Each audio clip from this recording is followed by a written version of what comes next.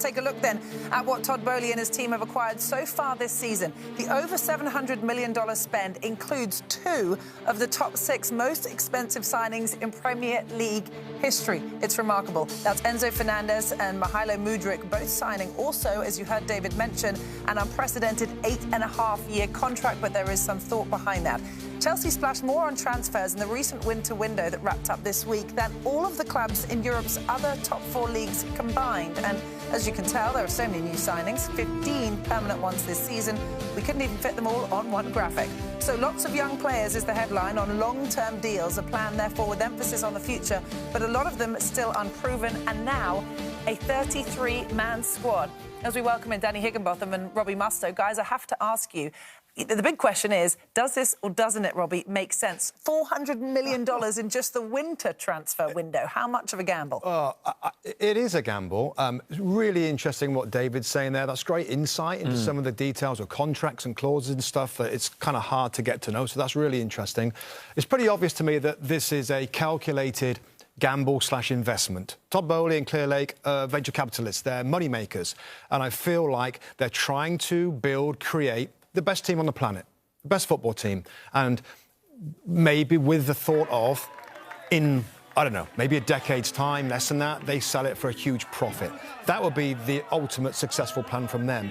I think where it starts to get more of a gamble for me is this philosophy and how they're going to do that, buying the young players. Like crazy amounts of money on these young players on long contracts that many aren't really proven at the highest European level. Now, of course, Enzo Fernandez, he just won the World Cup, so it's tough to say he's not a proven player. But there's always, you know, settling into the Premier League can be very, very difficult, and that's where the risk comes, that he's assuming that this young team, the majority, maybe not all, will be big successes, and the team will go on and dominate English football because of this amount of investment and spend. That's what they're wanting to see. Well, we're just seeing the team arrive, of course, being led in by Graham Potter. We're going to get to him in a minute. Your take, or your assessment, I should say, Danny, of this strategy? I definitely think that there is a method behind the madness. I think the summer transfer window was very scattergun approach. It was just bringing players in and not necessarily knowing where they're going to play them, how they fit into the team, and it's since been shown a lot of those players aren't actually playing. Now, if you look at the January transfer window, the majority of the players 22 years or under. They've brought players in positions that we needed. They've brought pace in the team. They've brought athleticism into the team. Now, where I think there is method in this is because I think that this is strategic now.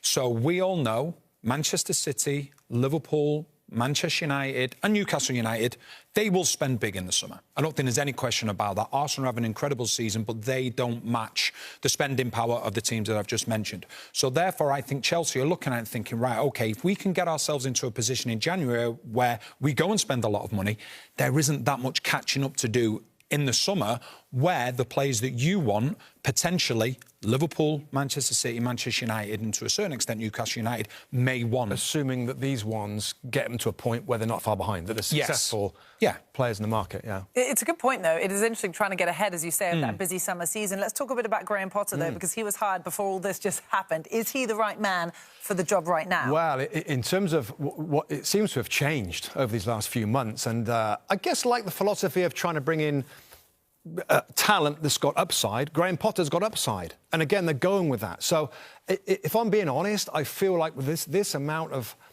high-quality players coming in for huge fees, big egos that want to play, he's probably not the best fit. But that's all part of this process of trying to find a team, a full team of coaching and players that can take them to a new place. You'd think of an Ancelotti or maybe a Jose Mourinho that's kind of used to handling this kind of thing. But I don't mind Boehly's going with, you know what, he's a talented coach. I mean, one thing's for sure, he's going to need time, patience, and trying to figure out, Danny, how he's going to keep all these players happy. Yeah, see, I think, as bizarre as it may sound, they've gone and spent a lot of money, in particular in January. I think Graham Potter's now in a better place than what he was when he first joined the club. Because, yes, they've spent a lot of money on younger players, but I think they're players that can be moulded. I think there's going to be a lack of ego amongst these players. It's a group of players that haven't played at the top clubs before. Now they're coming to a top club, but players in the dressing room had won the Champions League, had come from Barcelona, PSG, Real Madrid. Now he's getting a group of players that he can mould, and we saw what he's like when he did that at Brighton. So you're saying that they'll be less anxious and angry and frustrated without playing time? Yeah, and less of an ego, I feel. Maybe an ego, but it's a man management job, isn't it? We've all been in teams, Danny, where players aren't playing, particularly if the team are losing, Carl. Yeah. If a team's winning and you're sat and you're not playing, well, they're winning and they're doing well, the guys in my position, then you can't say much. When the results don't go well, that's when they start to grumble. But Danny makes a good point. Maybe the young players, they're more patient with the manager and seeing the project for the longer term. Hi there, I'm Rebecca Lowe, studio host for NBC's coverage of the Premier League. Don't forget to hit subscribe to watch more videos all season long. For even more Premier League content, from original series to live matches, head over to Peacock and be sure to tune in for Premier League mornings every weekend on USA Network and on Peacock. We will see you over there.